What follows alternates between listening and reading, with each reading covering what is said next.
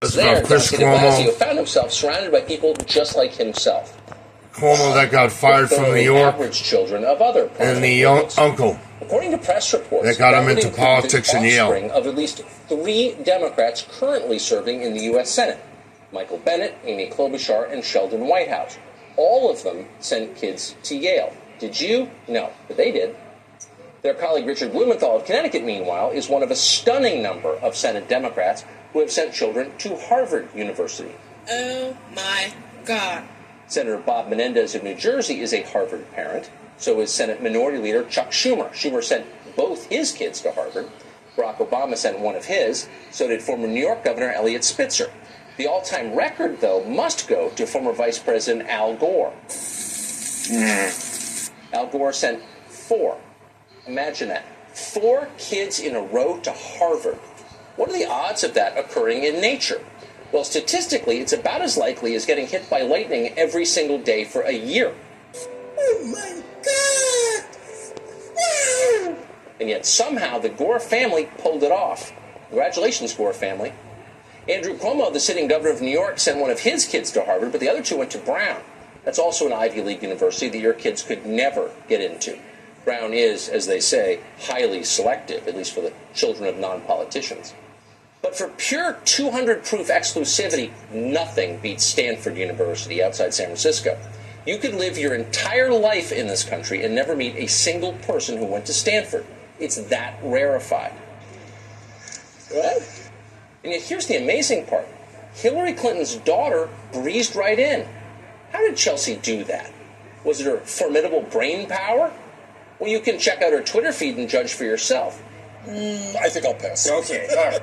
Now, there's a chance that Chelsea is intentionally misleading us. It's possible that her entire public persona is a kind of performance art, a subversive Borat-style parody of mindless lifestyle liberalism. If that's the case, Chelsea Clinton is utterly brilliant. She's the Jonathan Swift of our time. But it's also possible that Chelsea isn't joking at all. It's possible, indeed, it's even probable, that she is every bit as dull and self-serious as she appears to be. In that case, not only is Chelsea Clinton profoundly sub-brilliant, we've got to wonder how she holds a paying job. How did someone like that get into Stanford? You might have the same question about some of the kids at Georgetown University in Washington, D.C. Georgetown's alumni magazine is available online, so next time you've got a second free, take a look. Oh my God! You'll recognize many of the names inside: Biden, Pelosi, Kennedy. These are the children of famous Democratic politicians. Are they impressive, hardworking kids who deserve to be at one of this country's most prestigious universities? Now this is pod racing. Possibly, maybe some of them, maybe not. Doesn't matter. In fact, it's irrelevant. They're the offspring of prominent Democrats. That's the point, and that's why they're at Georgetown. So how does this happen? Well, it happens because our meritocracy is a sham. What? It's fake. They tell you that only the most accomplished students get into these schools, but they're lying. Their friends' kids get first dibs, fellow members of their social circle, kids whose families can help them down the road. The children of sympathetic politicians are an obvious priority for admissions officers. These are the same politicians who funnel billions in tax dollars to colleges and universities every year. So letting a senator's kid into Harvard is just smart business. The quid pro quo is obvious. It's a kind of unregulated lobbying.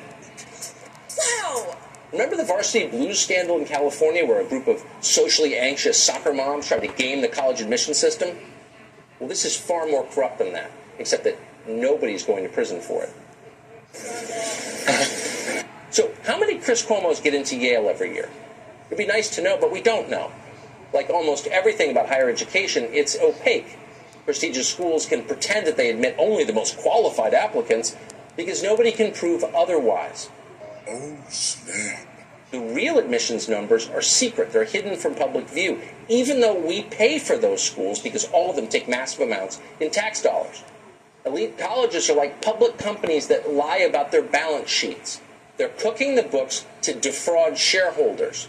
In this case, the shareholders are the entire country. A handful of elite schools form the gateway to success in America.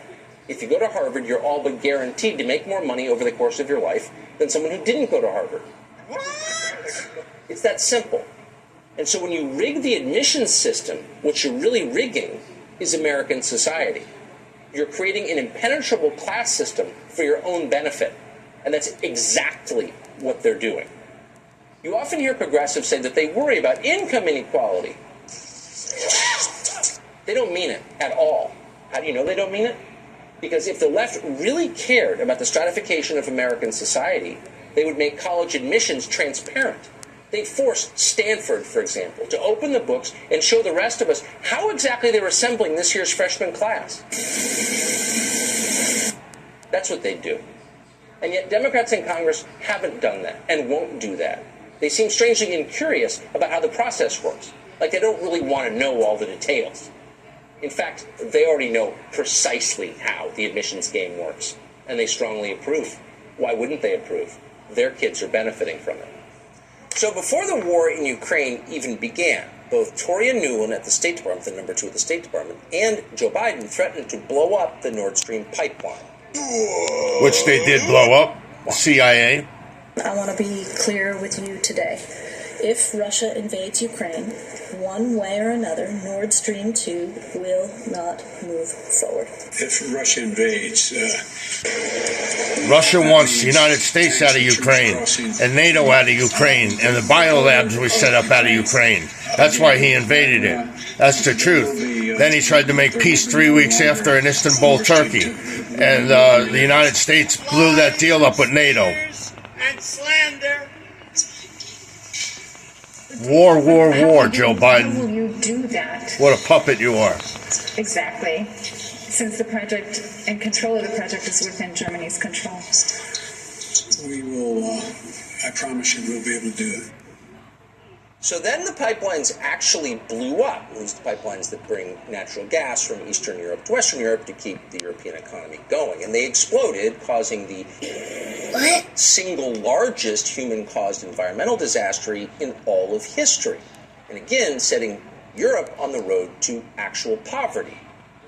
So it was an unpopular event, and Joe Biden denied any responsibility. In fact, he blamed Russia. Oh, wait. Joe Biden and his whole administration told us that somehow Russia, for reasons they never made clear, just because they're evil, had sabotaged their own energy pipeline. Watch this.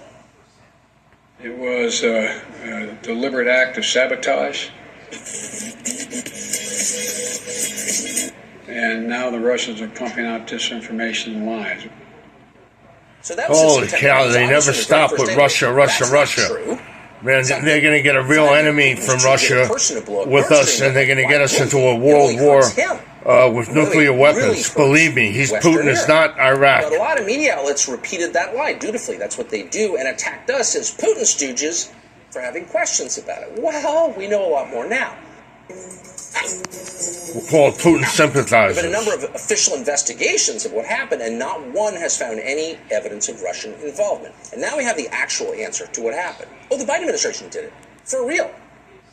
Investigative reporter Seymour Hersh, who's been around for more than 50 years, just wrote a piece on Substack that includes this, quote, last June, the Navy divers, U.S. Navy divers, operating under the cover of a widely publicized midsummer NATO exercise known as Baltops 22, planted remotely triggered explosives that 3 months later destroyed 3 of the 4 Nord Stream pipelines, according to a source with direct knowledge.